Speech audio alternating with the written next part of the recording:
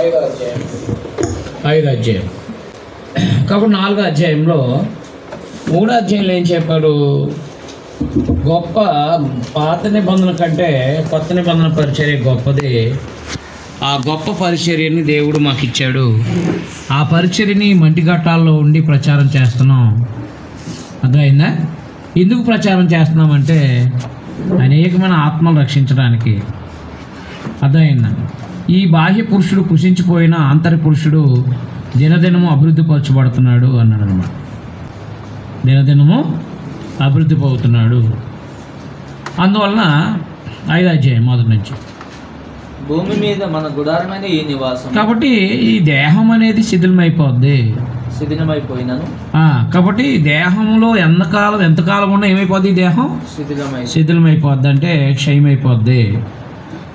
చేతి పని కాక దేవుని చేత కట్టబడింది నిత్యమైన నివాసం పరలోకమందు మనకున్నదని ఎరుగుతుంది. అది బాహ్య పురుషుడు కృషించిపోతుంటే మనము చింతించాల్సిన అవసరం లేదు. స్వార్థ పనులు కానీ క్రైస్తవులుగా బ్రతికే విషయంలో కానీ దేహము క్షీణించిపోతున్నా అర్థమైందా? ఇది ఎప్పటికైనా క్షీణించిపోద్ది. కాబట్టి దీని మీద మనసు పెట్టకుండా పరలోకమందు మనకు నివాసం ఉన్నదని ఎరుగుదమన్నాడు కదా. యోహాను 14వ అధ్యాయంలో చెప్పారు కదా ప్రభువారు. దేవుని ఎందుకు విశ్వసిస్తున్నారు? నా ఎందుకు విశ్వసించండి. పరలోకంలో మీకు స్థలాలు సిద్ధపరచి వెళ్తున్నాను, నేనుండు స్థలంలో మీరుండులాగున అనే మాట వాడారు. అవునా? అంటే యేసుప్రభు వారు చెప్పింది ఏంటి? అదృశ్యమైన లోకం గురించి మాట్లాడారు. ఆయన భూ సంబంధమైన లోకం గురించి కాదు, ఆ అదృశ్యమైన లోకం కోసం మాట్లాడారు. ఆ అదృశ్యమైన లోకానికి వెళ్ళటానికే క్రైస్తవులు అయ్యారు. కాబట్టి నిత్యమైన నివాసం పరలోకమందు ఉందంటే ఈ భౌతికమైన నివాసం మీద ఎందుకు పెట్టడం? ఈ భౌతికమైన దేహం మీద ఎందుకు పెట్టడం? మనసు శరీర సంబంధాలు పెడతారు. శరీర సంబంధాలు ఎంతసేపు ఈ భౌతికమైన వాటి మీద మనసు పెడతా ఉంటారు. కానీ క్రైస్తవులు ఆత్మ సంబంధమైన వాటి మీద మనసు పెడతా ఉన్నారు. కాబట్టి నిత్యమైన నివాసము పరలోకమందు మనకున్నది అని ఎరుగుదము. మనం దిగంబరం కాక వస్త్రం ధరించుకున్న వారుగా కనబడదుము. కాబట్టి పరలోకం నుండి వచ్చి మన నివాసం దీనిపైన ధరించుకున్న అపేక్ష దీనిలో మూలుగుతున్నాం. ఎందులో? దేహంలో. ఏ నివాసం? పరలోక సంబంధ నివాసాన్ని, అంటే పరలోకంలో ఉండే జీవితాన్ని ఈ భూమి మీదే ఈ దేహంలో ధరించుకోవాలంటాడు. ఇప్పుడు మనం ఇల్లు కడతామండి. మనం కొత్త ఇల్లు కట్టేటప్పుడు మనం పాత ఇంట్లో ఉంటాం. అవునా? ఆ పాత ఇంట్లో ఉండి కొత్త ఇల్లు కట్టుకుంటాం, దానికి కావాల్సిన సామాగ్రి అన్నీ తెచ్చుకుని. అలాగే పరలోకంలో ఉండటానికి దేహంలో ఉండే ఆ పరలోక సంబంధమైన నివాసాన్ని కట్టుకోవాలి. అది ఎలాగా? వాక్యానుసారంగా జీవించడం. మన క్రియలు మన వెంట వెళ్తాయి అన్నాడు కదా. కాబట్టి మనము ఒక్కొక్కటి మంచి పనులు చేస్తా ఈ దేహంలో కట్టుకుంటే క్రీస్తులో మనం దేహం విడిచిపెట్టిన తర్వాత పరలోక నివాసాన్ని, నిత్యమైన నివాసంలోకి వెళ్తాం అన్నమాట. అందుకని ఆ నివాసాన్ని ఈ దేహంలో కట్టుకోమన్నాడు. చూసారా దేహం ఎంత గొప్పదో? పరలోకంలో ఉండడానికి కావాల్సిన జీవితాన్ని ఈ దేహంలో కట్టుకోవాలంటాడు. అందుకనే మీ దేహాన్ని దేవునికి సజీవయాగంగా సమర్పించండి అన్నాడు. అందువల్ల గుర్తుపెట్టుకోండి, దేహం ఇచ్చింది మనం సుఖభోగాలు అనిపించడానికి కాదు, ఈ దేహంలో ఉండి పరలోక సంబంధమైన నివాసాన్ని మనం కట్టుకోవాలంటాడు. అదే చెప్తున్నాడు పౌలు గారు. మనం భారం మోసుకుని మూలుగుతున్నాం, ఇది తీసేయాలని కాదు కానీ మత్యమైనది జీవం చేత మృంగివేయబడినట్లు. మత్యం అంటే మరణించేది. మత్యమైనది జీవం చేత మృంగివేయబడినట్లు ఆ నివాసమును దీనిపైన ధరించుకొని కోరుచున్నాము. దీని నిమిత్తం మనల్ని సిద్ధపరిచిన వాడు దేవుడే. అది క్రైస్తవులు ఎందుకు క్రైస్తవుడయ్యో? చాలామంది ఎందుకు క్రైస్తవుడయ్యావా అంటే, అప్పుడండి ఒంట్లో బాగోలేదండి, బాగున్న తర్వాత బాప్తిజం పొందేస్తారండి అని అందుకోసం నమ్మని అంటూ ఉంటాడు. ఆ విశ్వాసం కరెక్ట్ కాదు. ఆ విశ్వాసం అనేది కరెక్ట్ కాదు. ఏమై విశ్వాసం? దేవుడు ఉన్నాడని, యేసు దేవుని కుమారుడని, ఆయన యందు పాపక్షమాపణ ఉందని, ఆయన యందు నిత్య జీవం ఉందని, ఆయన ద్వారా పరలోకం వెళ్తామనే విశ్వాసంతో మనం బాప్తిజం పొందాలి. అర్థమైందా? అంతేగాని ఊరికనే ఏదో రోగం తగ్గిపోద్దానో పెళ్ళికానో వాటికానో తీసేసుకుంటే మనం ఏం బతుకుతాం? ఓడిపిల్ల తనంతా పొడుచుకుని వస్తేనే బతుకుతుంది. అవునా? తయారైపోయింది కదని పగలగొట్టి తీస్తే కాసేపు వణుకు చచ్చిపోద్ది. మరి బలవంతమైన బాప్తిసాలు ఇస్తే ఏమీ తెలియకుండా ఉన్న వాళ్ళకి ప్రభు నమ్ముకోండమ్మా మీరు పరలోకం వెళ్ళిపోతారని ఏదో సింపుల్గా చెప్పేసి ఈ విశ్వాసం లేకోకుండా వాళ్ళు ముంచేసాం అనుకోండి, కొద్ది కాలం బాగుంటారు, ఒక తర్వాత చచ్చిపోతారు. ఆత్మీయంగా చచ్చిపోవడం అంటే భౌతికంగా కాదు. అదే తనంతట తాను బాప్తిసం పొందాడు అనుకోండి, తనకు అర్థమయ్యి విశ్వసించి హృదయపూర్వకంగా పొందాడు అనుకోండి, పాపక్షమాపణ నొందిన వాడే ఉంటాడో తర్వాత నిరంతరం ఉంటాడు, అంటే ప్రభువులో నిలబడతాడు అనమాట. ఎప్పుడైతే ఈ రోగాల కోసం భోగాల కోసం పొందారో ఆ బాప్తిసాలు అనేవి మనం నిలబడలేము. అందుకని అలాంటివి ఏమైనా ఉంటే సరి చేసుకోండి. పెళ్ళికి పొందితే సరి చేసుకోండి, రోగాన్ని పొందితే సరి చేసుకోండి. ఇప్పుడైనా మీ ఆత్మరక్షణ కొరకు బాప్తిసం పొందండి. ప్రభువుని యేసు దేవుని కుమారుడిని నమ్మి బాప్తిసం పొందండి, మీ పాపాలు క్షమించబడతాయి. అప్పుడు మీరు దేవుని పిల్లలుగా బతకగలుగుతారు. శరీర సంబంధంగా మీరు దేవుని పిల్లలుగా బ్రతకలేరు. కాబట్టి దేవుడు ఏం సిద్ధం చేశాడు మనకి? ఈ దేహంలో పరలోక నివాసాన్ని కట్టుకోవడానికి సిద్ధపరిచాడంట. 5వ వచనం, మరి ఆయన తన ఆత్మను సంచుకరు మనకు అనుగ్రహించాడు. ఆత్మనే ముద్రని ఇచ్చాడు, పరిశుద్ధాత్మనే ముద్ర ఇచ్చాడు. పెళ్లిచూపు వలన కాక విశ్వాసం వల్లే నడుచుకుంటున్నాము. అర్థమైంది? అంటే విశ్వాసంతో అంటే వాక్యానుసారంగా మనం నడుస్తున్నాము అనమాట. భౌతికమైన దాన్ని బట్టి కాకుండా విశ్వాసాన్ని బట్టి నడుస్తున్నాం. ఏంటంటేనే వెలుచూపు అంటే భౌతికమైనది కనపడుతుంది అనుకోండి, కనపడిన దానికోసం నడిచామనుకోండి విశ్వాసం అక్కర్లేదు. కనపడిన పరలోకం కోసం నడుస్తున్నాం కాబట్టి మనకి ఏముండాలి? ఆధారం, విశ్వాసం అవసరం. ఎంత భాగ్యం అండి మన ప్రభువులో గడపడం, దేవుని వాక్యంలో గడపడం, దేవుని వాక్యాన్ని నేర్చుకుని బ్రతకడం ఎంత భాగ్యమో తెలుసా అండి. ఆ జీవితం విలువ అర్థమైతే, దాని రుచి అర్థమైతే ఎవరో కూడా బయటకు వెళ్ళబుద్ధి అవ్వదు. లోకంలో పొల్లబుద్ధి అవ్వదండి. ఏది నిత్యత్వం యొక్క విలువ అర్థమైతే క్రైస్తవుడిగా మనం ఎంత అద్భుతంగా బతకొచ్చు అంటే ఆనందం ఉంటుందండి, తృప్తిగా ఉంటుందండి. తప్పు చేసి బతకామనుకోండి భయంగా ఉంటుంది, మనస్సాక్షి దోషారోపణ చేస్తుంది. మనస్సాక్షి ఏం చేద్ది? దోషారోపణ. అదే కనుక క్రైస్తవుడిగా బతకామనుకోండి, ఆపద రాబోతుంది అన్నప్పుడు ఏం పర్వాలేదు, నా దేవుడు ఉన్నాడనే ధైర్యం. కానీ తప్పు చేస్తున్నవాడు ఆపద వచ్చిందంటే కనుక భయంతో బతుకుతూ ఉంటాడు. అంటే క్రైస్తవుడిగా బ్రతకడం వల్ల మన విశ్వాస జీవితంలో మనం స్థిరంగా ఉంటాం. ఏ ఆపదలకి ఆటంకాలకి భయపడం మనం. లోకంలో కూడా అనుకోండి, అప్పుడు దాకా నవ్వుతా కొవ్వుతూ ఉంటాడో, సడన్గా పడిపోయాడు, కాలు నుంచి ఎరిగింది, ఆడ ఆనందం అంతా అక్కడ తాగిపోదు. అర్థమైందా? అది కానీ క్రైస్తవుడికి అలా కాదు. దేవుని కాపుదలు ఉంటుంది. వాక్యానుసారం బతుకుతున్నప్పుడు ప్రయాణం చేసిన ధైర్యం ఉంటుంది, ఇంట్లో ఉన్న ధైర్యం ఉంటుంది, ఎక్కడున్న ధైర్యం ఉంటుందండి క్రైస్తవుడిగా బతికితే. కానీ మనస్సాక్షి దోషారోపణతో మాత్రం ఎక్కువ కాలం మనము బతకలేము. మనస్సాక్షి దోషారోపణ చేసింది అనుకోండి, ప్రతి దానికి భయపడిపోవాలి. ఆటో ఎక్కిన భయపడిపోవాలి, కారు తోలుకెళ్ళిన భయపోవాలి, ఎవరైనా గుద్దేస్తాడేమో అని చెప్పేసి. అదే క్రైస్తవుడిగా బతుకు చూడండి, ధైర్యంగా కూర్చోవచ్చు. అది కాబట్టి వెలుచూపు వల్ల కాదు విశ్వాసం వల్ల నడుచుకుంటున్నాం కనుక ఈ దేహంలో నివసించినంతకాలం ప్రభువునకు దూరంగా ఉన్నామని ఎరిగి ఉండి ఎల్లప్పుడూ ధైర్యం గలవారమే ఉన్నాం. ఇట్లు ధైర్యం కలిగి దేహాన్ని విడిచిపెట్టి ప్రభువునకు నివసించడానికి ఇష్టపడుతున్నాం. కావున దేహం అందునను దేహం విడిచినను ఆయనకి ఇష్టమే ఉండాలని మిగిలి అపేక్షిస్తున్నాను. చూసారా క్రైస్తవులు ఎలా ఉండాలి? దేహంలో ఉన్న దేహం విడిచిపెట్టినా ఎలా ఉండాలంటే దేవుడికి ఇష్టలుగా ఉండాలి. చనిపోయిన తర్వాత కూడా దేవుడికి ఇష్టలుగా ఉండాలంటే భూమి మీద దేవుడికి అనుకూలమైన పనులు చేయాలి, దేవుడికి ఇష్టానుసారంగా జీవించాలన్నమాట.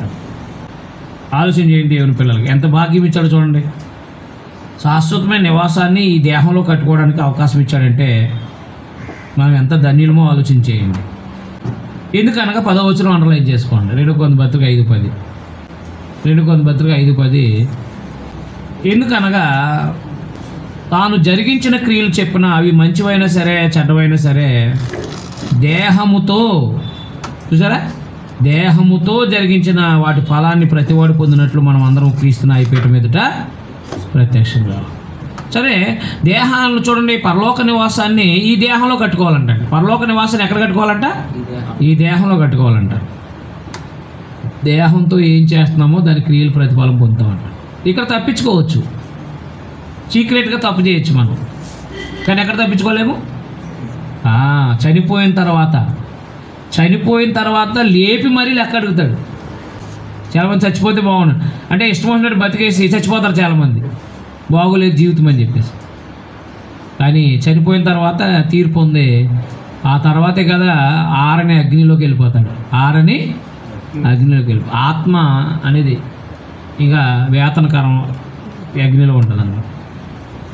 అక్కడ శిక్షించబడే దేహం వస్తాడు, ఆ దేహంతో శిక్షించబడతానే ఉండాలన్నమాట. ఎందుకు? 60-70 సంవత్సరాల జీవితం యొక్క ప్రతిఫలం అది. ఏది? దేహంలో 60-70 సంవత్సరాల జీవితం యొక్క ప్రతిఫలం ఏంటది? నిత్య నరకం. అందుకనే ఎప్పుడైతే మన క్రైస్తవులో ఏమో అప్పటి నుంచి మన జీవన విధానాన్ని సరి చేసుకుంటే కనుక రేపొద్దు తీర్పులోంచి మనం తప్పించబడతాము. ఎందుకు సరి చేసుకోవాలి? ఎందుకు మన ప్రవర్తన దిద్దుకుంటూ ఉండాలి అంటే, ఎందుకు నిజాయితీగా ఉండాలి, ఎందుకు నీతిగా బతకాలి, ఎందుకు న్యాయంగా బతకాలి అని అంటే, శాశ్వతమైన జీవితం దేవునితో సదాకాలం ఉండడం కొరకే మనం భూమి మీద భక్తిగా బ్రతకాలి అనమాట. అర్థమైందా? లోకంలో వాళ్ళు ఇష్టం వచ్చినట్టు బతుకుతూ ఉంటారండి. తాగుతారు, తింటారు, తిరుగుతారు, ఇష్టం వచ్చినట్టు బతుకుతారండి. కానీ వాళ్ళ బ్రతుకులు ఏమైపోతాయో సడన్గా తెలీదు. చనిపోయిన తర్వాత కూడా వాళ్ళ జీవితం ప్రమాదమే. చనిపోయిన తర్వాత కూడా వాళ్ళ జీవితం ఏంటి? ప్రమాదమే. అందుకని తీర్పు ఉంది. ఎందుకు న్యాయంగా బతకాలి? రేపొద్దున లెక్క చెప్పాలి దేహం ఇచ్చిన ఆయనకి.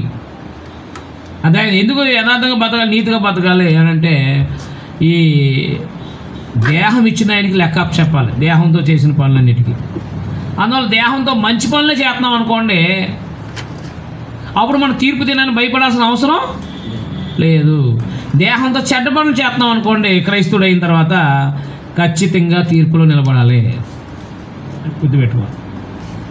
అందువల్ల ఎవరు తప్పించుకోలేరన్నమాట. 11వ వచనం, కావున మేము ప్రభు విషయమై భయం ఎరిగి మనుషులు ప్రేరేపిస్తున్నాం. చూసారా? కావున మేము ప్రభు విషయమైన భయము ఎరిగి మనుషులు ప్రేరేపిస్తున్నాం. మేము దేవునికి ప్రత్యక్షపరచబడిన వారము, మీ మనస్సాక్షులకు కూడా ప్రత్యక్షపరచబడి ఉన్నామని నమ్ముతున్నాం. మమ్మల్ని మేమే మీ ఎదుట తిరిగి మెప్పించుకోవట్లేదు, కానీ హృదయమందు అతిశయపడక పైరూపం అతిశయించే వారికి ప్రత్యుత్తరమిచ్చుటకు మీకు ఆధారం కలగాలని మా విషయమై మీకు అతిశయ కారణం కలిగిస్తున్నాము. ఏలైనగా మేము ఎరివారమైతమా దేవుని నిమిత్తమే, స్వస్థబుద్ధి గలవారమైతమా మీ నిమిత్తమే. చూసారా? ఎలాగ మేము ఎరివారమైతమా దేవుని నిమిత్తమే, స్వస్థబుద్ధి గలవారమైతమా మీ నిమిత్తమే. క్రీస్తు ప్రేమ మమ్మల్ని బలవంతం చేస్తుంది. ఎలాగనగా అందరి కొరకు ఒకడు మృతి పొందిన కనుక అందరూ మృతి పొందిరని, జీవించే వారికి మీద తమ కొరకు కాక, 15వ వచనం అండర్లైన్ చేసుకోండి, జీవించే వారికి మీద తమ కొరకు కాక తమ నిమిత్తం మృతి పొంది తిరిగి లేచిన వాని కొరకే జీవించుటకు ఆయన అందరి కొరకు మృతి పొందని నిశ్చయించుకుంటున్నాము. యేసుప్రభు ఎందుకు మరణించారంట? యేసుప్రభు ఎందుకు మరణించారంట? ఆయన తమ నిమిత్తం మృతి పొందిన వాని కొరకు జీవించడం కోసం అంటాడు. అంటే యేసుక్రీస్తులాగా జీవించడం కొరకే, దాని కొరకే ఆయన మృతి చెందారంటండి. యేసుప్రభు ప్రాణం ఎందుకు పెట్టారు అని అంటే, మనం ఆయనలా బ్రతకడానికి. మరి ఇప్పుడు ఆయనలా బ్రతకోకుండా మన ఇష్టానుసారంగా బ్రతుకుతున్నాం అనుకోండి, ప్రభు రక్తాన్ని దుర్వినియోగం చేసిన వాళ్ళం అవుతాం. ప్రభు రక్తాన్ని దుర్వినియోగం చేసామంటే కనుక శిక్ష తప్పించుకోలేము. అందుకే చూడండి, సేవకులు ఎక్కువ దెబ్బలు తగులుతూ ఉంటాయి. బోధించేవాడికి మరి ఎక్కువ ఇబ్బందులు ఎదురవుతూ ఉంటాయి. గుర్తుపెట్టుకోవాలి. అర్థమవుతుందా? ఎందుకయ్యా యేసుప్రభు మరణించాడంటే, మనం ఆయనలాగా బ్రతకడం కొరకు ఆయన మృతి పొందాడంటే. కాబట్టి మన కోసం మృతి పొందిన వారి కొరకు బతకాల. అదైందా? మన డబ్బుల మీద ఆధారపడేవాడి కోసం బతకాల. మనం లోకంలో చూడండి, హీరోల్ని, లోక సంబంధం హీరోని మనసులో పెట్టుకున్నారు కదా, వాళ్ళు ఎవరు? మన డబ్బుల మీద బతికే వాళ్ళు. మన కోసం చేసే త్యాగం వాళ్ళకి ఏమీ లేదు. ఇంకా దుర్మార్గమైన క్రియలు నేర్పుతున్నారు, చెడు పనులు నేర్పుతున్నారు, స్మగ్లింగ్ నేర్పుతున్నారు, మందు నేర్పుతున్నారు, అలాగే ప్రేమలు దోమలు ఇవన్నీ నేర్పుతున్నారు. అలాంటి వాళ్ళు మన హీరో ఏంటి? మన కోసం మృతి పొందిన ఆయన కొరకు మనం బ్రతకాలి కదా. మన డబ్బుల మీద ఆధారపడేవాడి కోసం బ్రతకడం ఏంటి మనం? ఆ జ్ఞానం లోకంలో పడుకుంటే ఆ గెడ్డాలు, మీసాలు, తల్ల అలా పెంచరు. నేనంతేనా? భూసోళ్ళకి పెంచుతున్నారు. ఇదివరకు తల ఎక్కువ పెంచినోడిని, గెడ్డం ఎక్కువ పెంచినోడిని చూపించి ఇది భూసోడు అనేవారు. ఇది చిన్నపిల్లలకి. భూసోడు వస్తున్నాడు రా, అన్నం తినరా అనేవారు. అర్థమైందా? ఇప్పుడు అలా మొత్తం దేశం అంతా అలా తయారవుతుంది. ఏనా? మనం కటింగ్ వేసుకోవాలి, మనం కటింగ్ వేసుకోవాలిగా. మనం చేసుకుని మనం చేయాలి కదండి. ఆ లెవెల్లో మాదిరి పెట్టుకోవడం ఏంటంటే మనం అదైనా ఆ లెవెల్ పవిత్రమైన క్యారెక్టర్ కలిగిన వాళ్ళ భర్తలు చంపేసేది ఎందుకంటే సీరియల్ చూసే చంపేస్తున్నారంట. ఎలా చంపాలో నేర్పిస్తున్నారు వాళ్ళు, వీళ్ళు ప్లాన్ వేసి చంపేస్తున్నారు. జీవితాలు నాశనం చేస్తున్నారు కదండి.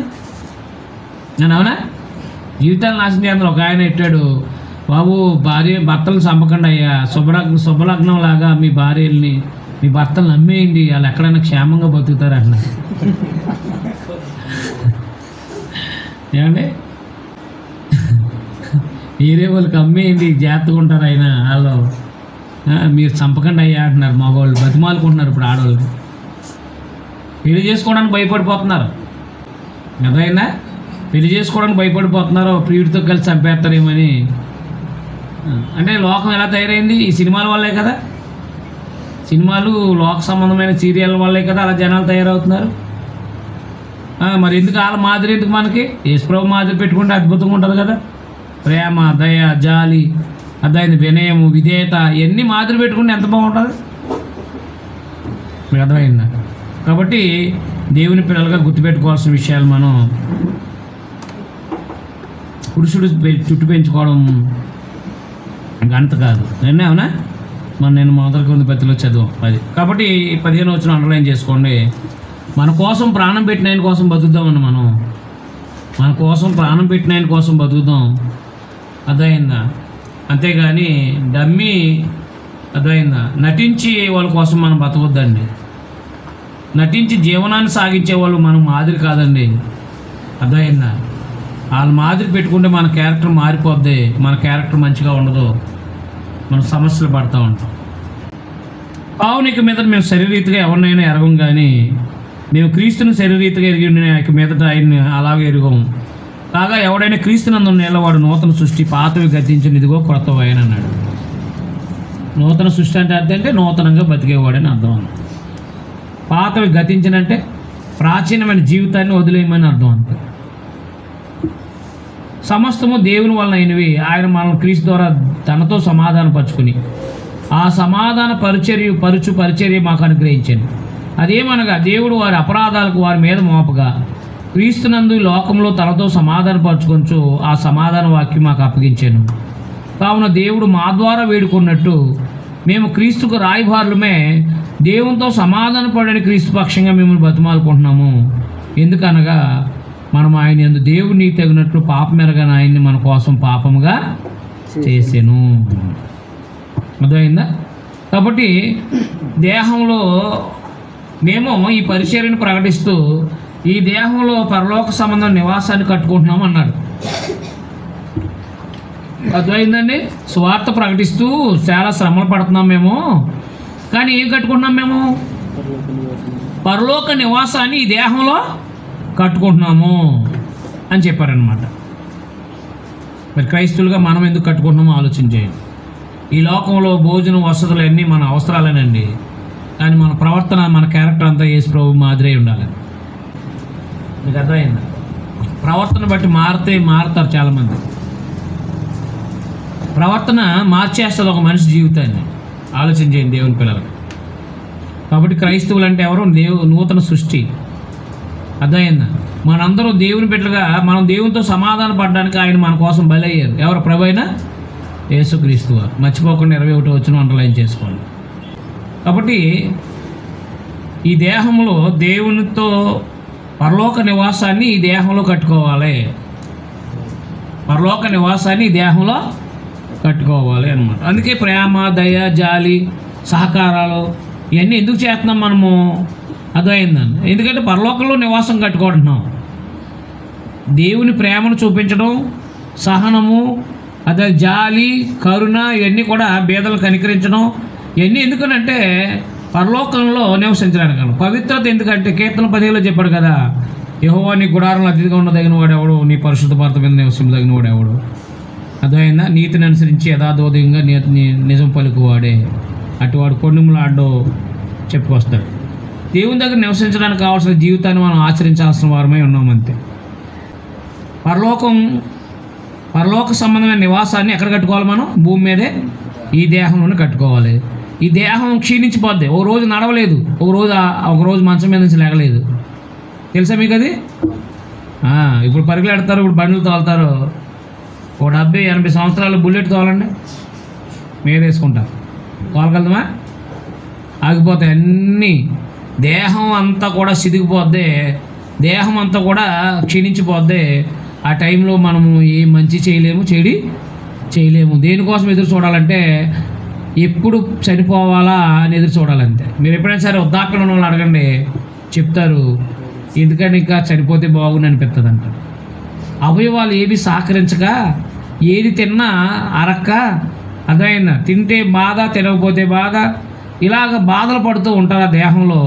వాళ్ళు ఏం కోరుకుంటారంటే చనిపోతే బాగుంటుంది అనిపిస్తుంది అన్నమాట. మరి అలాంటి దేహంలోకి మనం వెళ్ళకముందే, అంటే అలాంటి సిచ్యువేషన్లోకి వెళ్ళకముందే, ఈ ఆరోగ్యం ఉన్నప్పుడే, ఆయుష్ ఉన్నప్పుడే మన ప్రవర్తన సరి చేసుకుని మనం దేవుని బిడ్డగా నడిచామనుకోండి, అర్థమైందా? ఇక్కడ మనకు దేవుని సహాయం ఉంటుంది. చనిపోయిన తర్వాత పరలోకంలో నిత్య నివాసంలోకి వెళ్తాం అనమాట. అందుకని బాహ్య పురుషుడి కోసం మీద లక్ష్య పెట్టకండి. ఈ బాహ్య పురుషుడికి ఏం కావాలో చూడకండి. ఈ బాహ్య పురుషుడు ఎన్నైనా కోరుకుంటాడు. అదే బంగారం కోరుకుంటాడు, వెండి కోరుకుంటాడు, లోకంలో గొప్పవాడిగా ఉండాలని కోరుకుంటూ ఉంటాడు. ఈ బాహ్య పురుషుడి కోసం మీరు పట్టించుకున్నారనుకోండి, ఆంతర్య పురుషుడిని అన్యాయం చేసిన వాళ్ళు అవుతారు. అందుకని బాహ్య పురుషుడికి భోజనం, వసతులు అన్నీ అవసరమే, కానీ బాహ్య పురుషుడి యొక్క కోరికలు మాత్రం తీర్చకండి. నీ శరీర కోరికలు తీర్చకండి. బాహ్య కోరికలు తీర్చుకుంటే మనం పాడైపోతాం. గుర్తుపెట్టుకోండి విషయాన్ని. అందువల్ల దేహంలో, ఇప్పుడు క్రైస్తవులైన మనం ఈ దేహంలో ఎందుకు? ఈ దేహంలో ఉండి ఏం చేయాలి? మనం పరలోక సంబంధమైన నివాసాన్ని కట్టుకోవాలి. అందుకే దేవుడు క్రీస్తునందు మనల్ని నూతన సృష్టిగా చేశాడు. సరే, తన పరిచర్య యొక్క ఔన్నత్యాన్ని చెప్పుకుంటూ వస్తున్నాడు. ఆయన పరిచర్యలో, అనగా సువార్త పరిచర్యలో దేవుడు ఎలా తోడుకున్నాడు బాధల ఇబ్బందుల్లో. ఆయన పరిచర్య ఎంత గొప్పది. ఆ పరిచర్య కోసం ఈ దేహాన్ని కూడా వాళ్ళు నష్టపోతున్నారు. ఆ పరిచర్య ఎంత గొప్పదంటే పరలోకంలో శాశ్వతం నివసించడానికి అవకాశం ఏర్పడుతుంది. అంటే సువార్త పని గొప్పదా కాదా? కాబట్టి ఎవరికైనా సిలువను కూర్చుని వార్త చెప్తున్నాం అనుకోండి, ఒక ఆత్మను పరలోకాన్ని నడిపించడానికి మనం సిద్ధపడుతున్నాం అనమాట. ఎవరికైనా సువార్త చెప్తున్నాం అనుకోండి, ఒక ఆత్మను పరలోకానికి నడిపిస్తున్నాం అనమాట. పరలోకం వైపు నడిపిస్తున్నాము. ఎంత గొప్ప పని చూడండి. తన ఆత్మని శాశ్వతం దేవుని దగ్గర ఉంచడానికి నడిపిస్తున్నామంటే ఎంత గొప్ప పనో చూడండి. అలాంటి గొప్ప పని పౌలు గారికి అనుగ్రహించబడిందని చెప్పుకుంటున్నాడు సంఘానికి. ఆలోచన కాగా మేము ఆయన తోడి పని వారమే పొందిన దేవుని కృపను వ్యర్థం చేసుకునవద్దని మిమ్మల్ని వేడుకుంటున్నాము. దేవుని కృపను వ్యర్థం చేసుకోవద్దు అంటున్నాడు. అనుకూల సమయం మంది నీ మొరను ఆలకించి రక్షణ దినమందు నేను ఆదుకుంటున్నానని యెషయా గ్రంథం 49వ అధ్యాయం 8వ వచనంలో, యెషయా గ్రంథం 49వ అధ్యాయం 8వ వచనంలో అని ఆయన అనుసున్నాడు కదా. ఇదిగో ఇప్పుడే మిక్కిలి అనుకూల సమయం, ఇదిగో ఇదే రక్షణ దినము. మా పరిచర్య నిందింపకూడని నిమిత్తం ఏ విషయంలో అభ్యంతరం ఏమి కలగజేయక, శ్రమల యందు, ఇబ్బందులు యందు, ఇరుకులు యందు, దెబ్బల యందు, చెరసాల యందు, అల్లరులో, ప్రయాసంలో, జాగారంలో, ఉపవాసాల్లో మిగుల ఓర్పు గలవారమే పవిత్రతో, జ్ఞానంతో, దీర్ఘశాంతో, దయతో, పరిశుద్ధాత్మ వలన, నిష్కపటమైన ప్రేమతో, సత్యవాక్యము చెప్పడం వలన, దేవుని బలం వలన కుడి ఎడమలు నీతి ఆయుధాలు కలిగి ఘనతాఘనతలను, సుకీర్తి దుష్కీర్తులను దేవుని పరిచారకులమై ఉండి అన్ని స్థితిలో మమ్మల్ని మేమే మెప్పించుకుంటున్నాము. సరే, కాబట్టి అనుకూల సమయం ముందు నీ మొరను ఆలకించింది, రక్షణ దినమందు నేను ఆదుకుంటుని అని ఆయనే చెప్తున్నాడు కదా. అని వ్యర్థం చేసుకోవద్దు, దేవుని కృపను వ్యర్థం చేసుకోవద్దు, దేవుని కృపను వ్యర్థం చేసుకోవద్దు. ఇదిగో ఇదే రక్షణ దినము. మా పరిచర్య నిందింపుకు నిమిత్తం ఏ విషయంలో అభ్యంతరం ఏమీ కలగజేయక, శ్రమలు ఎందు, ఇబ్బందులు ఎందు, ఇరుకులు ఎందు, దెబ్బలు ఎందు, సరసాలు, అల్లర్లు, ప్రయాసాల్లో, జాగారాల్లో, ఉపవాసాల్లో మిగులు ఓర్పు గలవారమే పవిత్రతతో, జ్ఞానముతో, దీర్ఘశాంతంతో, దయతో, పరిశుద్ధాత్మ వలన, నిష్కపటమైన ప్రేమతో, సత్య వాక్యము చెప్పుట వలన, దేవుని బలం వలన కుడి ఎడమలు నీతి ఆయుధాలు కలిగి ఘనతల వలనను, సుకీర్తి దుష్కీర్తి వలన దేవుని పరిచారకులమైన అన్ని స్థితిలో మమ్మల్ని మేమే మెప్పించుకుంటున్నాము. మేము మోసగాండ్రు అయినట్లుండి సత్యవంతులం, తెలియబడినవారమైనట్లుండి బాగా తెలిసిన వారము, చనిపోతున్న వారమైనట్లుండి ఇదిగో బ్రతుకుతున్నాము, శిక్షించబడిన వారమైనట్లుండి చంపబడిన వారము, దుఃఖపడిన వారమైనట్లుండి ఎల్లప్పుడూ సంతోషించేవారము, దరిద్రులమైనటువంటి అనేకులకు ఐశ్వర్యం కలిగించే వారము, ఏమీ లేని వారమైనటువంటి సమస్తమును కలిగిన వారము. అర్థమైందా? కాబట్టి మేము ఈ అమూల్యమైన రక్షణ పరిచర్య నిమిత్తం మేము ఏం చేస్తున్నామంటే శ్రమ పడుతున్నాము. ఈ అమూల్యమైన రక్షణ కొరకు మేము ఏం చేస్తున్నాం? శ్రమ పడుతున్నాము. అరమర లేకుండా మీతో మాట్లాడుతున్నాను, అంటే ఏ రహస్యం లేకుండా మాట్లాడుతున్నాను. మా హృదయం విశాలపరచబడి ఉంది. మీ ఎడల మా అంతఃకరణం, మా మనసు సంకుచితమై ఉండలేదు, కానీ మీ మనసే సంకుచితమై ఉంది. మీ ఎడల మాకున్న అంతఃకరణం, మనసు ప్రతిఫలంగా మీరును మీ హృదయాలను విశాలపరచుకోండి. మీరు నా పిల్లలని మీతో ఇలా చెప్తున్నాను. అదే అరమర లేకుండా మాట్లాడుతాను మీతో. మీ మనస్సు తక్కువ చేసుకోకండి మా పట్ల, సంకుచితమై ఉండలేదు. కాబట్టి చూడండి 14 వచనం, మీరు అవిశ్వాసులతో విజ్జోడుగా ఉండకండి. అర్థమైందా? ఈ సహవాసం ఎవరై ఉండాలి తెలుసా? క్రైస్తవుడై ఉండాలి, క్రైస్తవుడిగా బ్రతికేవాడై ఉండాలి. అవిశ్వాసులతో విజ్జోడుగా ఉండకండి అన్నాడంటే అర్థమైందా? ఏమవుతుంది చెప్పండి అక్కడ. నీతికి దుర్నీతికి ఏం సాంగత్యం? వెలుగునకు చీకటికి ఏమి పొత్తు? క్రీస్తునకు బెలియాలతో ఏమి సంబంధం? అవిశ్వాసతో విశ్వాసకి పాలెక్కడది? దేవుని ఆలయానికి విగ్రహాలతో ఏం పొందిక? మనం జీవంగల దేవుని ఆలయం అన్నాము. మనం జీవంగల దేవుని ఆలయం అన్నాం. కాబట్టి అవిశ్వాసులతో విజ్జోడుగా ఉండకండి. చీకటికి వెలుగు పొత్తేంటి? విగ్రహాలకి దేవుడికి సంబంధం ఉందా? మరి సంబంధం లేనప్పుడు మనం అన్ని జనాలతో ఎందుకు కలిసి తిరుగుతున్నాం? కలిసి పనిలోకి వెళ్ళచ్చు అంతే, అక్కడితో అయిపోయిందండి. కానీ విజ్జోడుగా ఉండడం అంటే కలిసి తిరగటం, కలిసి జీవించడం, కలిసి అన్ని చోట్లకి వెళ్ళటం, కలిసి అన్ని విషయాల్లో తిరిగి ఉండడం అనేది మనకు ప్రమాదం అనమాట. నేను అర్థమైందా? విజ్జోడుగా ఉండొచ్చా? అన్యులతో కలిసి తిరగొచ్చా? ఏం అలవాట్లు చేస్తారు అలా? అన్యులతో కలిసి తిరిగితే ఏం అలవాటు చేస్తారు? ఆలోచన చేయండి దేవుని పిల్లలు. వెలుగుకి చీకటికి సంబంధం ఉందా? కాబట్టి బేలు దేవతకి క్రీస్తు ప్రభుకి సంబంధం ఉందా? అవిశ్వాసతో విశ్వాసకి పాలుందా? లేదు కదా. దేవుని ఆలయం ఎక్కడ, విగ్రహాలు ఎక్కడ? క్రైస్తవులు అందరూ దేవుని ఆలయమే ఉన్నారు. లేవికాండం 26:11 దేవుడు నివసించే వాళ్ళు మనం. దేవుడు మనలో నివసిస్తూ ఉంటాడు. మరి వాళ్ళతో కలిసి ఉండడం ఏంటి? లేవికాండం 26:11 నేను వారిలో నివసించి సంచరింతును, నేను వారి దేవుని ఎందును, వారు నా ప్రజల ఎందురు, కావున మీరు వారి మధ్య నుండి బయలు వెళ్ళి ప్రత్యేకంగా ఉండండి అన్నాడు. క్రైస్తవులు అన్యులతో సహవాసం చేయకూడదు. కలిసి ఉద్యోగానికి వెళ్ళచ్చు, కలిసి పనికి వెళ్ళచ్చు, కలిసి అదైందండి, కానీ సహవాసం చేయకూడదు. పని అంటే ఏముందంటే ఆయన ఏదో అందిస్తాడు, మనం అందిస్తాం, ఆయన అందిస్తాడు, మనం అందిస్తాడు, వెళ్ళిపోయిన తర్వాత వెళ్ళిపోతాం అంతే. కానీ సహవాసం అంటే ఏంటి? ఇక అతను చేసే పనులు ఇతను చేసే పనులు ఇందులో రెండు కలిపి చేస్తూ ఉంటాడు. సహవాసం ప్రమాదం అన్నమాట. గుర్తుపెట్టుకోండి, అన్యులతో విజ్జోడుగా ఉండకండి. వాళ్ళ ఆలోచనలు వేరు, వాళ్ళ మాటలు వేరు, వాళ్ళ పద్ధతులు వేరు, వాళ్ళ థింకింగ్ చేసే విధానాలు వేరుగా ఉంటాయి. మీకు అర్థమైందా? అందుకని అవిశ్వాసులతో విజ్జోడుగా ఉండకండి. ఎందుకంటే మనలో దేవుడు నివసిస్తాడు. క్రైస్తవులు ఎక్కడున్నా ఎవరు నివసిస్తారో? దేవుడు నివసిస్తాడు. సంఘం దేవుని ఆలయం కాబట్టి దేవుడు నివసించే ఆలయమైన మనము ఆ విగ్రహారాధికులతో పొంది చేసుకోకూడదు అన్నమాట. ఇశ్రాయేల్ కూడా దేవుడు ఏమనంటే అన్ని జనుల నుంచి ప్రత్యేకంగా ఉన్నాను అన్నాడు. కానీ దేశాచారం చెప్పి నడవకూడదు, మీరు దేశాచారం చెప్పి నడవకూడదు అని చెప్పేశాడు. అంతే. నడవకూడదంటే మరి అన్ని జనులతో నడితే మనం ఆత్మీయంగా ఏం బతుకుతాం? వాళ్ళ ఆలోచనలు వాళ్ళ పద్ధతులు ఏమెత్తాడో వాళ్ళు ఏమంటాడంటే, నీకు ఆరోగ్యం ఉండగానే ఒక 4 డబ్బులు వెనకాల వేసుకో, చచ్చిపోయేదా వృద్ధాప్యం వస్తేవుడు నువ్వు బాగుంటావు అంటాడు. అవునా? ఎంతసేపు ఈ లోకం కోసం మాట్లాడతారు తప్ప వాడు దేవుని దగ్గరికి వెళ్ళే ఆలోచనలు అతని దగ్గర ఉండవు. అలాంటి వాడు మరి నిన్ను పాడు చేసే అవకాశాలు ఉంటాయి కదా. కాబట్టి మన సహవాసం ఎవరితో ఆలోచన చేసుకోండి. దేవుడు మనలో నివసిస్తున్నాడు. ఆయన ఒకనాడు ప్రత్యక్ష గుడారం కట్టమన్నాడు. ప్రత్యక్ష గుడారం అంటే ఆయన నివాసం, నివసించడానికి సంబంధించింది. కానీ నిజమైన నివాసం ఏది? ఇప్పుడు క్రీస్తు సంఘమే. బాప్తిసం పొందిన వారి మధ్యన దేవుడు ఉంటాడు.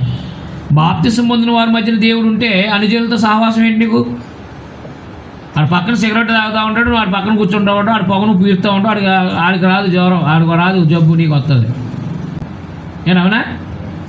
వాడు ఆలోచన విధానాలన్నీ కూడా నీకు చెప్తూ ఉంటాడు, అవి నువ్వు నెరవేర్చడానికి చూసుకుంటూ ఉంటావు. వాడైపోతావు కదా. మరి ఆలోచన చేసుకోండి దేవుని పిల్లలు. నేను మీకు చేర్చుకుందని మీకు తండ్రిని ఎందును, మీరు నా కుమారులు కుమార్తెలు ఎందుకు సర్వశక్తులు ప్రభు చెప్తున్నాడని చెప్పడం జరిగింది. అర్థమైందా? ఆరాధ్యులు ఏం చెప్పాడు ఆయన? ఆరాధ్యులు ఏం చెప్పాడంటే, మేము ఈ స్వార్థ పని కొరకు మేము చాలా ఇబ్బందులు పడుతున్నాము, అయితే మీరు అన్ని జనులతో అంటే మీరు దేవుడి మీలో మీరు నివసిస్తాడు కాబట్టి మీరు ప్రత్యేకంగా జీవించండి, అవిశ్వాసులతో విద్యోడిగా ఉండకండి. అబద్ధ బాధకుడు కలిసారనుకోండి ఏం చెప్తాడు? రాంగ్ నిర్ణయాలు చెప్తాడు. 7వ అధ్యాయంలో వీళ్ళు మారు మనసు పొందినందుకు పౌలు ఆనందాన్ని వ్యక్తం చేస్తున్నాడు. ఎవరు?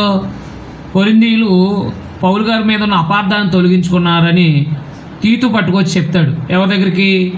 పౌలు గారి దగ్గర. అది చూసి ఆనందపడతాడు. మీరు దుఃఖపడ్డారని నేను సంతోషించట్లేదు, కానీ మీరు మారు మనసు పొందారని నేను సంతోషపడుతున్నాను అంటాడు. చూడండి, అక్కడ ప్రియులారా మనకి ఈ వాగ్దానాలు ఉన్నాయి కనుక దేవుని భయంతో పరిశుద్ధతను సంపూర్తి చేసుకొనచ్చు, శరీరానికి ఆత్మ కలిగిన సమస్త కల్మషం నుండి మనం పవిత్రులుగా చేసుకుందాము. అది శరీరాన్ని పవిత్రంగా ఉంచుకోవాలి, ఆత్మను పవిత్రంగా ఉంచుకోవాలి. అదైనా శరీరాంతో జాగ్రత్తం చేయకూడదు. హృదయంలో ప్రతి ఆలోచనని మనం చంపేస్తూ ఉండాలి. హృదయంలో కొలసిపత్రం 3:5లో చెప్పినట్టుగా దురాశ, విగ్రహారాధన, ధనాపేక్ష, అదైన జారత్వము, ఈ యొక్క విగ్రహారాధన ధనాపేక్షను చంపివేయని అంటాడు. మనకు ఆలోచనలు వస్తాయి, చంపేసుకోవాలన్నమాట, లేకపోతే మనం చచ్చిపోతాం ఆత్మీయంగా. మీకు అర్థమైందా? అంటే క్రైస్తవులైన వాళ్ళు ఏం చేయాలి? పరలోక నివాసాన్ని, పరలోకం వెళ్ళేవాళ్ళు కాబట్టి ఈ లోకంలో ప్రత్యేకంగా జీవించాలండి. ఈ లోకంలో ఎలా జీవించాలి? ప్రత్యేకంగా జీవించాలి, మర్చిపోకుండా విషయాన్ని. శరీరానికి ఆత్మ కలిగిన సమస్త కల్మషాన్ని పవిత్రులుగా చేసుకుందాం. మమ్మల్ని మీ హృదయాల్లో చేర్చుకోండి. మేము ఎవరికి అన్యాయం చేయలేదు, ఎవరిని చెరపలేదు, ఎవరిని మోసం చేయలేదు. చూడండి, చెప్తున్నాడు చూడండి ఆయన పౌలు గారు. ఎవరిని అన్యాయం చేయలేదు, ఎవరిని చెరపలేదు, ఎవరిని మోసం చేయలేదు. మీకు శిక్షావిధి కలగవాలని నేను ఇలా చెప్పలేదు. చనిపోయినా కానీ జీవించినా కానీ మీరును మేము కూడా ఉండాలని, మీరు మా హృదయాల్లో ఉన్నారని నేను లోగడి చెప్పిదాను కదా. మీ ఎడల నేను బహుధైర్యంగా మాట్లాడుతున్నాను. మిమ్మల్ని గూర్చి నాకు చాలా అతిశయం కలదు. ఆదరణతో నిండుకొని ఉన్నాను. మా శ్రమ అంతటికి మించిన అత్యధికమైన ఆనందంతో ఉప్పొంగుతున్నాను. మేము మాస్ధోనియాకు వచ్చినప్పుడు మా శరీరంలో ఏమాత్రం విశ్రాంతి పొందలేదు. ఎటుపోయినా మాకు శ్రమే కలిగెను. వెలుపటి పోరాటం, లోపట భయాలు ఉండెను. ఆయనను దీనులను ఆదరించి దేవుడు తీతు రాక వలన మమ్మను ఆదరించెను. దేవుడు ఆదరిస్తాడా? ఆదరించడా? ఆదరిస్తాడు. తీతు రాక వల్ల మాత్రమే కాకుండా అతడు మీ అత్యాభిలాష, మీ అంగలార్పు, నా విషయమై మీకు కలిగిన అత్యాశక్తిని మాకు తెలుపుతూ తాను మీ విషయమై పొందిన ఆదరణ వల్ల కూడా మమ్మల్ని ఆదరించాను కనుక నేను మరి ఎక్కువగా సంతోషించదని. నేను రాసిన పత్రిక వల్ల మిమ్మల్ని దుఃఖపెట్టినందుని విచారపడను. నాకు విచారం కలిగిన పత్రిక మిమ్మల్ని స్వల్పకాలం మట్టుకే దుఃఖపెట్టినని తెలుసుకుంటున్నాను. మీరు దుఃఖపడతారని సంతోషించట్లేదు, కానీ మీరు దుఃఖపడి మారు మనసు పొందుతారని ఇప్పుడు సంతోషిస్తున్నాను. అనగా ఏ విషయంలో నేను మా వల్ల మీరు నష్టం పొందుకున్నట్టుగా దైవ చిత్తానుసారంగా దుఃఖపడుతురి. దైవ చిత్తానుసారమైన దుఃఖం రక్షణార్థమైన మారు మనసు కలగజేస్తుంది. ఈ మారు మనసు పశ్చాత్తాపాన్ని పుట్టించదు. అయితే లోక సంబంధమైన దుఃఖం మరణాన్ని కలగజేస్తుంది. ఎక్కువ చింతిస్తున్నావా, పశ్చాత్తాపడుతున్నావా, చచ్చిపోతావు. కానీ పాపాన్ని విడిచిపెట్టి మారు మనసు పొందావా, బతుకుతావు. మారు మనసు పొందాలన్నమాట. మీరు దేవుని చిత్త ప్రకారం పొందిన ఈ దుఃఖమును, ఎట్టి జాగ్రత్తను, ఎట్టి దోష నివారణకైన ప్రతివాదమును, ఎట్టి ఆగ్రహమును, ఎట్టి భయమును, ఎట్టి అభిలాషను, ఎట్టి ఆసక్తిని, ఎట్టి ప్రతిదానను మీలో పుట్టించిన చూడండి. ఆ కార్యమును గురించి సమస్య విషయాల్లో మీరు నిర్దోషులై ఉన్నారని రుజువు చేపరచుకుంటారు. నేను మీకు రాసినను ఆ దుష్కార్యం చేసిన వాడి నిమిత్తమే వ్రాయలేదు. దుష్కార్యం అంటే ఎవడు? 11వ పత్రిక 5వ అధ్యాయంలో తండ్రి బారి నుంచి కొన్నాడని చెప్పాడు కదా. నేను మీకు రాసినను ఆ దుష్కార్యం చేసిన వాడి నిమిత్తం రాయలేదు, వాని వలన అన్యాయం పొందిన వాడి నిమిత్తమైనను రాయలేదు. మా ఎల్ల మీకున్న ఆసక్తిని దేవుని మీ మధ్య బాహాటం ఒకటికే వ్రాసితిని. ఇందుచేత మేము ఆదరింపబడితే, అంతేకాదు మాకు ఆదరణ కలిగినప్పుడు తీతు యొక్క ఆత్మ మీ అందరి వలన విశ్రాంతి పొందినందున అతని సంతోషాన్ని చూసి మరి ఎక్కువగా మేము సంతోషించదమి. ఏలైనగా నేను అతని ఎదుట మీ విషయమే ఏ అతిశయపు మాటలు చెప్పినాను నేను సిగ్గుపడలేదు. మేము ఎలాగో అన్నింటినీ మీతో నిజంగా చెప్తాము, అలాగే మేము తీతు ఎదుట మీ విషయమే చెప్పిన అతిశయపు మాటలు నిజమైన కనబడాను. మరియు మీరు భయముతోనూ వణుకుతోనూ తను చేర్చుకుంటారని అతడు మీ అందరి విధేయతను జ్ఞాపకం చేసుకుంటుండగా అతని అంతఃకరణం మరి ఎక్కువగా మీ ఎడల ఉన్నది. ప్రతి విషయంలో మీ వలన నాకు ఆ ధైర్యం కలుగుతున్నది కనుక సంతోషిస్తున్నాను. అంటే కొరింథీయులు పౌలు గారి మీద అపార్థాన్ని తీసేసుకొని వాళ్ళ సంతోషం అంటే వాళ్ళ ఆనందంగా తీతుని పంపించారు కాబట్టి వారి ఆసక్తిని వారి అత్యాభిలాషను బట్టి పౌలు గారు ఆనందపడుతున్నారు అన్నమాట. అర్థమైందా? ఎందుకంటే వీళ్ళు అబద్ధ బోధకుల వల్ల ఏం పొందారంటే కొంత ఇబ్బంది కలిగించబడ్డారు. పౌలు గారు దేవుని పనోడే కాదు, ఆయన అపోస్తుడు కాదు. అర్థమైందా? ఆయన శరీరానికి బలహీనుడు, ఆయన శరీర సంబంధి, ఇలాగా ఆయన అవమానం చేశారన్నమాట అబద్ధ బోధకులు. ఆ మాటలు ఇచ్చుకుని కొరింథీ సంఘం కూడా ఆయన్ని చాలా తక్కువగా మాట్లాడారు. అప్పుడు తీతుని పంపాడు అనమాట. తీతు వెళ్ళి అయ్యా ఇది విషయం అని చెప్పేసి పౌలు గారి గురించి చెప్పడం, వాళ్ళు మళ్ళీ అర్థం చేసుకోవటం, మారు మనసు పొందటం. అర్థమైందా? అప్పుడు మాసిదోనియాకు వచ్చిన 20వ అధ్యాయంలో వెళ్తాడు. ఏది అపోస్తలుల గారి 20వ అధ్యాయంలో మాసిదోనియాకి వెళ్తాడు పౌలు గారు. అప్పుడు తీతు కొరింథీ ప్రాంతం నుంచి వచ్చి కలిసి అయ్యా మీ పట్ల మంచి ఆసక్తి కలిగి ఉన్నారు, వాళ్ళు మారు మనసు పొందారు అని చెప్పేటప్పుడు చాలా సంతోషపడిపోయి ఈ పత్రిక రాశాడనమాట. అలా మళ్ళీ తీతు ద్వారా పంపించాడనమాట ఈ పత్రిక రాసి. అదైనా మేము సువార్త పనులు శ్రమలు పడుతున్నాం, సువార్త చాలా విలువైంది, ఆ విలువైన దాన్ని ఆ కొత్త నిబంధన విలువైన దాన్ని మాకు అప్పచెప్పాడు కాబట్టి ఆ విలువైన సందేశాన్ని మా మట్టి ఘటాల్లో ఆ ఐశ్వర్యాన్ని ప్రచారం చేస్తూ మా దేహాలు అలసిపోయినా మేము అదృశ్యమైన వాటిని చూస్తున్నాం. కాబట్టి ఆ పరలోకంలో నిరంతరం ఉండే నివాసాన్ని ఈ దేహంలో కట్టుకుంటున్నాం. అర్థమైందా అని చెప్పుకుంటూ వచ్చాడు. అర్థమైందా? అది అంటే తను చెప్పుకోవాల్సిన అవసరం ఎందుకు వచ్చిందంటే వాళ్ళు అపార్థం చేసుకున్నారు కాబట్టి. కొన్నిసార్లు మనము మన గురించి చెప్పుకోవాల్సి వస్తుంది కొన్ని చోట్ల. ఎందుకండి ఎవరో వాళ్ళని పొల్యూట్ చేశారు, చెప్పుకోవాల్సి వస్తుంది. అది కాదండి ఇది అని చెప్పేసి. అర్థమైందా? 1 నుంచి 6 అధ్యాయాల వరకు తన పరిచర్యని గురించి, తన పరిచర్య స్వభావాన్ని చెప్పాడనమాట. 8, 9 అధ్యాయాలు మాత్రం పరిశుద్ధులకి సహాయం చేసే విషయంలో వాళ్ళు ప్రోత్సహించాడనమాట. 8, 9 అధ్యాయాలు.